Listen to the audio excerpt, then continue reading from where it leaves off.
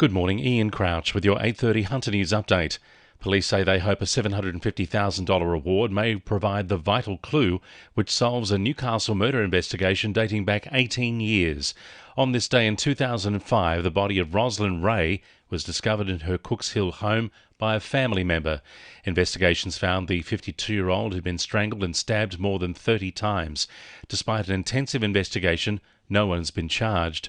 The reward today will be offered to anyone whose information leads to an arrest and conviction. Newcastle East residents will gather at City Hall tonight to discuss concerns over plans to continue the V8 Supercars event in years to come.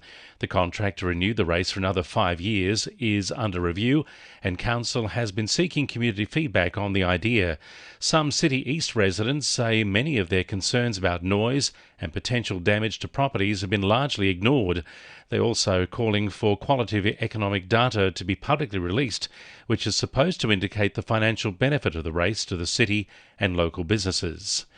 The University of Newcastle School of Education is teaming up with the Central Coast Mariners to promote mathematics learning through physical activity. The Maths with Mariners event will allow up to 120 students the opportunity to brush shoulders with Mariners players while developing their math skills. University of Newcastle School of Education lecturer Dr Nick Riley says there's a role for everyone to play in the partnership. What we've got to do in schools is we've got to find the key to unlock that potential, and for some it's just an alternative, a break from the classroom, something that puts maths and makes it significant and meaningful. Students studying to be doctors, nurses and midwives who agree to work in rural and regional areas like the Hunter could be eligible for a major incentive.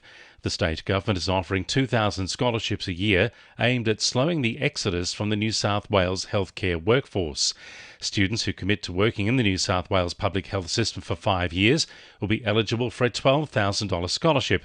The Parliamentary Budget Office says research shows recipients may be exempt from paying tax on the scholarships, but it's not clear if graduates will have to repay the money if they break their work commitment early.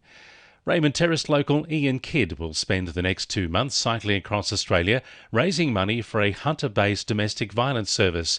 Gotcha Back Sister offers support and planning services for women and children escaping abusive circumstances.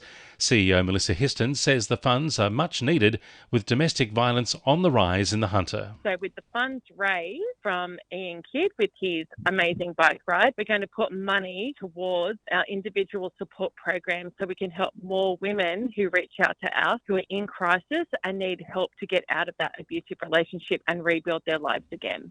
A magnitude 3.2 earthquake has been recorded at Gresford. Geoscience Australia says the epicentre of the tremor was just beside the Allen River, just north of the town, just before 10:30 last night. It's been felt by nearly 80 residents, but there have been no reports of damage.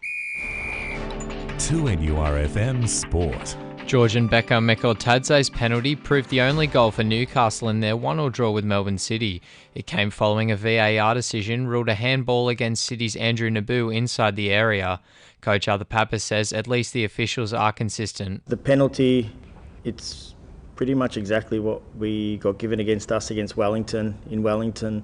So, from a point of consistency, at least that was positive. Meanwhile, the A-League women's side hopes of a strong finish to their season were diminished, going down to Sydney FC 4-0. Coach Gary Van Egmond will be looking to make defence a priority as they look to next season.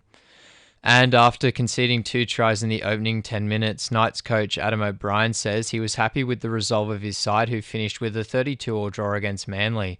It came with Bradman Best being denied a try in the game's dying minutes as the Knights trailed by 4. Co-captain Jaden Brayley says there's far more resilience in the side than previous years. Yeah, we had a tough camp in the pre-season. I think the hurt we went through last year has really given us that fire in the belly that we needed to change this season. That's sport. I'm Jordan Regnis. And the winning numbers in Weekend Lotto are 5, 10, 25, 36, 39 and 45, and the supplementaries are 8 and 40. And now you're up to date with the latest 2NURFM Hunter News.